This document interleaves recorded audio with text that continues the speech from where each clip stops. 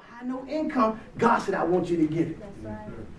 So what I want to do? Give it. That's one of them ones, bro, Foster, when we gave it, I was looking at my wife, she was looking at me. I said, we out here now. Yeah. Can't go back and get it. So God said, son, if you prove to me, like you did, come on, Lord, that you'll trust me with your money, I know I got you.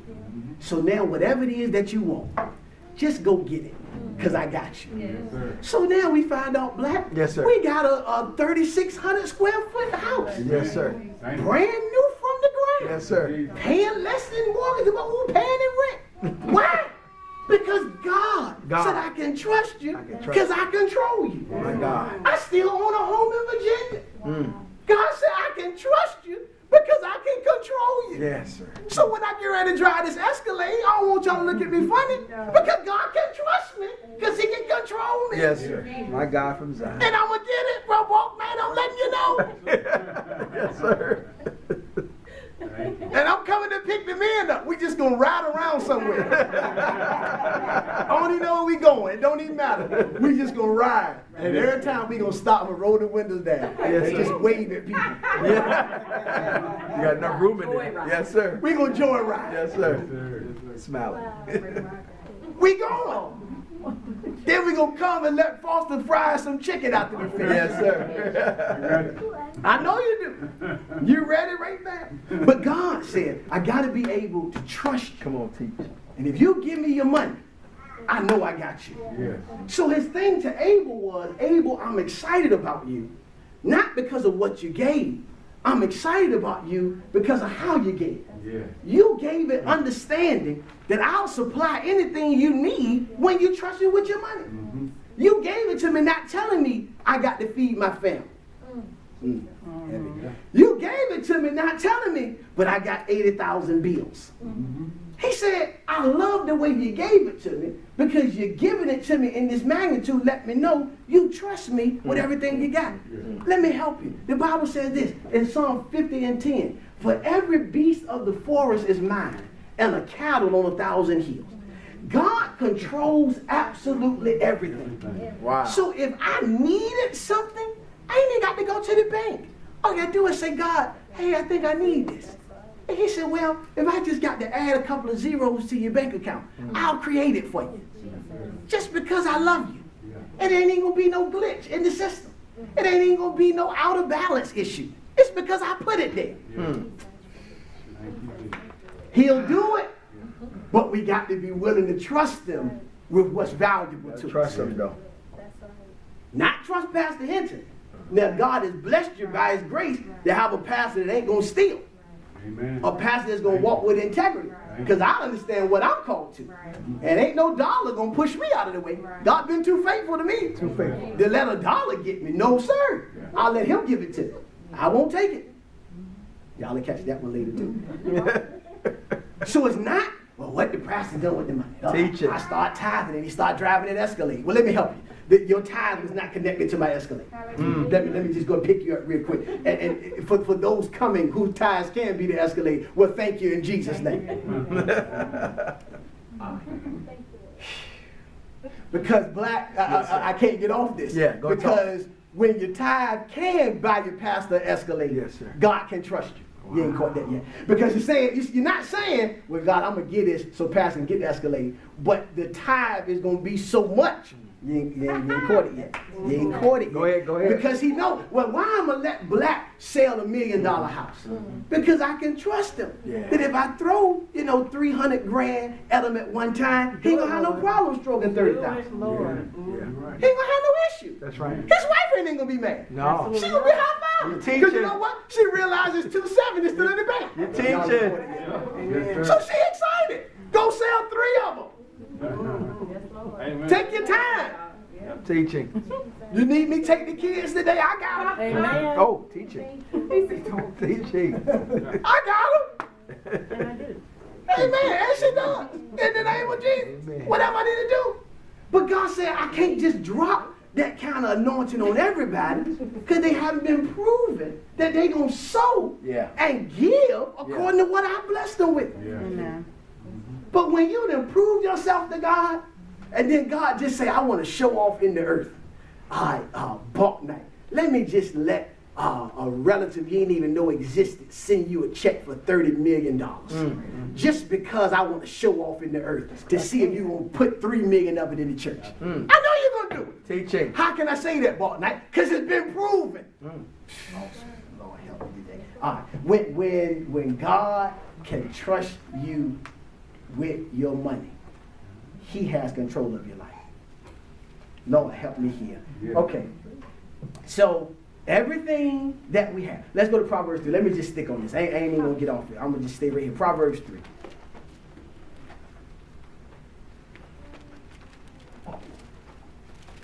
And the thing is, as you turn to Proverbs 3, you got to realize, Evangelist Graham, what you do and you know. But the thing is, when you prove it to God, he'll prove it back to you.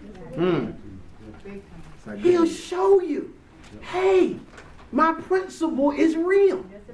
That when you sow, it is mandatory that you reap. But you never experienced the reaping if you never sown anything.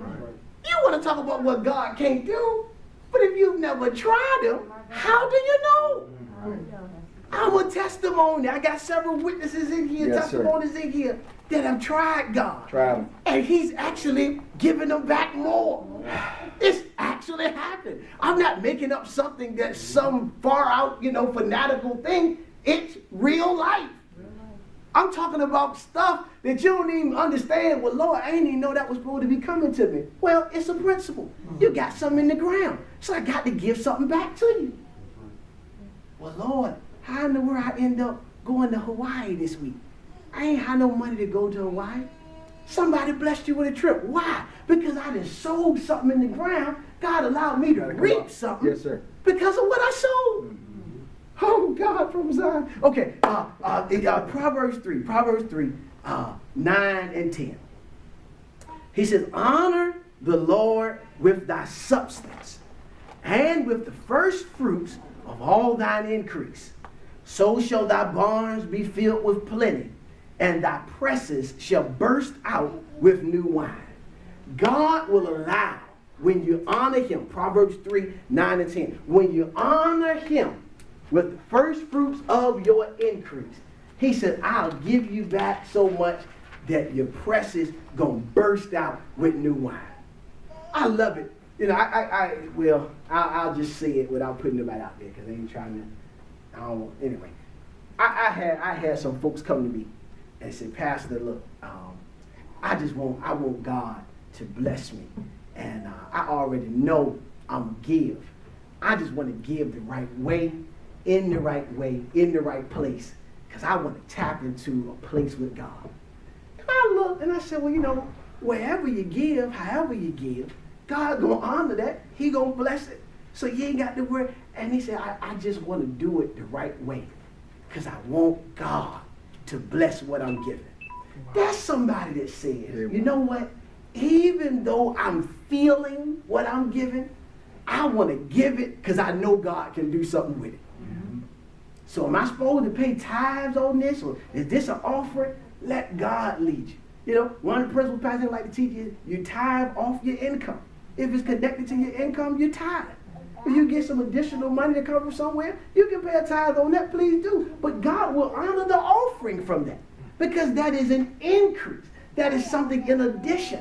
It's good to tithe. Tithe, you never can go wrong with tithe.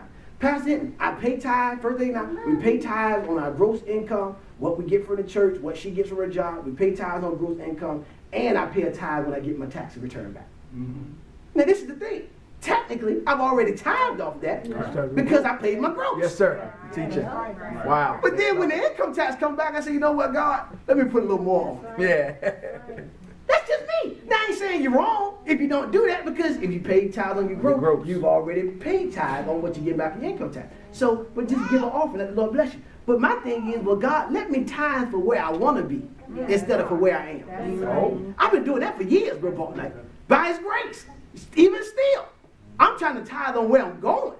It's good to tithe where you're at. No, that's another level. So don't let me mess you up there. Still 10% is good. Let the Lord bless you. That's biblical and you sound. I'm just telling you why your pastor will continue to be blessed. I'm making my boast in the Lord. Because my thing is, well, God, if I can tithe, I ain't going to tell y'all the percentage, but if I can tithe there, then you ought to meet me there soon. And then when you meet me there, I'm going to go a little further, see if you can meet me there too. Then I'm going to go a little further, see if you can meet me there too. And you know what? He's continued to do it, Black. It's amazing how he does it. Because my thing is, if I'm going to trust him with who I am, now I'm not going to do anything foolish now. I understand, I'm budgeting, I know what I got to do. But I understand that even, okay, let me help y'all. You can close the Bible, because I'm all over the place now. Let me help you. Even with Pastor getting this Escalade, okay, which Pastor is going to get, okay, everybody just reconcile it in your mind. Pastor's going to try to escalate sooner than later, all right? So it's coming, it's on the way. All right, but even in doing that, Brother Foster, because I understand my obligation to God, I look at our current income and I say, well, I got to make sure I got enough extra that I can afford to buy this Escalade without ever it affecting my ability to tithe and give an offering. Right. When we were getting together for this house and they were saying how much we can afford, I said, that sounds real good.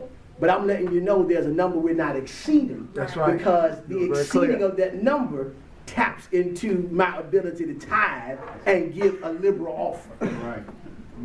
So even with this Escalade, Bro Foster, I'm running. No, I was telling her the other day. I said, I'm looking at it, and we close. My God, I can smell it, Bro Foster. We close to be able to make this thing happen. And I said, well, let's live for a few months at the new spot. Let's see what happens here. And then we're going to go ahead and pull the trigger because it's been proven, it's been calculated already that we can do it. Now, what God does is he looks from heaven and he smiles. First lady probably saying, Kiana's going live. So first lady's probably commenting on their remarks or something, saying something smart. But because it's been proven, Bro Bulk Night, that for as long as I've been saved, I've been a tither. And God knows I'm going to use his wisdom in going to get this vehicle. He's going to say, well, son, that this is where you got to balance faith and common sense.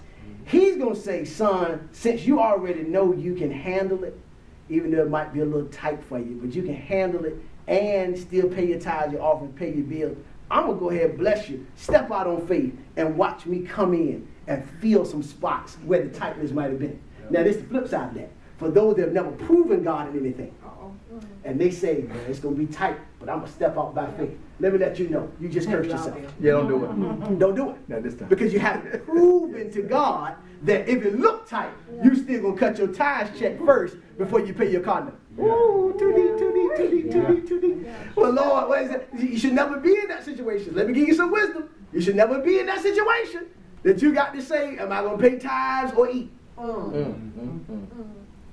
If you're in that situation, we need to have a financial meeting because you're overextended where you are. That's the truth. We need to really look at some debt consolidation. I can give you a budget, some things we can work on. Because if you're making money, both of y'all working, you ought to be able to eat without saying, I can either eat or tithe. That shouldn't be the conversation of the Christian home. Let me help us right here. It shouldn't be that we got to eat oodles and noodles every day because we tithers. You still be able to get you something to eat outside of an oodle or noodle at least once in a while if you're a tither. Yes, sir. You ought to be able to get you out back every now and then. Every now and then. You ought to swing past the Cheesecake Factory once in a while. Yes, sir. You ought to be able to take your wife on a date every blue moon. Yes, sir. And be a tither. Because when I put God in control of my money, he's now got control of my life. And when he's got control of my life, he does with my life what he chooses. And I still think the Bible says that it's the will and the purpose of God to bless us. I think it's still in there that his role, his responsibility, his job is to bless us in the city and in the field. That's right. I think it's still in Deuteronomy 28 that blessings will overtake you when it is that you've been obedient to God in your giving.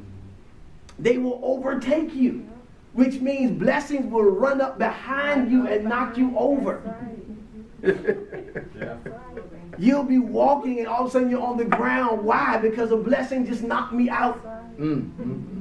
That's the kind of blessing I'm looking for. Amen. Just knock me on the ground. Pastor, why you on the ground? It was a blessing, y'all. A blessing just got me.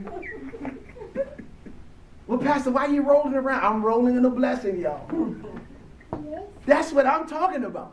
But it's all connected to my giving. I got to be willing to give him my money. When I do that, he's checking the box off. You know, you're going to get to the place, like I told y'all, with the multi-millionaire I ran into. And the man of God said, and I'm calling the man of God by faith, whether he is or not. He said, look, it's been a long time since I've been in need of money. I'm a multi-millionaire. My goodness. But I need, don't give me no money. I'm good. But that's what happens. I don't know if that happened in his life like that, but that's what happens to the people of God. When you proving him by giving to him, man, I'm telling you, that's the greatest bank you can ever put your money in. It's the greatest return. You get interest that don't even make sense. And you get interest in places you don't even know you got it from. Not only is he giving back to you, he's rebuking the devourer. Yes, sir. And he said, in the rebuking of the devourer, that means I'm not only keeping you safe, I'm also making sure he don't come and mess with your stuff. That's right. So you can go out of town for 2 weeks and not worry about your house being broken into. I done it, Brother Foster. Didn't do it intentionally, I want you to know that. But I done went out of town. Doors completely unlocked. And I'm like, Jesus, I'm in Florida. I don't think my door's locked. And it wasn't. And I came back home and guess what? Everything was still there. Because he was rebuking the devourer. Yes, sir. You riding, folks in all kind of accidents, cars on top of cars. And you just riding past all of this. Well, Lord, what happened? You a tither. I'm rebuking the devourer. You a giver. I'm going to keep you safe. That's the word. All kind of haywire stuff going on. People getting robbed. People getting shot. Well, why ain't nothing happen? Because you a giver. I'm rebuking the devourer. I ain't going to let them mess with your stuff. All kind of cyber attacks going. Fraud everywhere. Scams everywhere. But none of that's hitting you. Why? I'm rebuking the devourer. It's connected to your giving. I'm going to get off the first point next week. So I had to come back next week. That was point one. That when God can control your money, he can control you. Necessary, right? Yes, sir. When he can control your money, he can control you. And the control that God has is something, I'm telling you, it's amazing. That he can trust you with anything. All right. Come on, put your hands together for Jesus. I ain't trying to keep nobody up tonight. I'm just teaching the Bible. And I'm going to continue to teach it as long as God called me to teach it. And when he tells me to teach in ways like tonight, I will do it. And I ain't going to question him. I'm going to say, yes, Lord. And I'm going to let the word do what the word does. And we love you all with the love of Jesus Christ. And we just going to continue to do better and let our hearts be in the right place. Any questions? Any comments? I'll even take criticism tonight. Long as it's not about money, because everything I said was accurate. Yes, Bill Ball.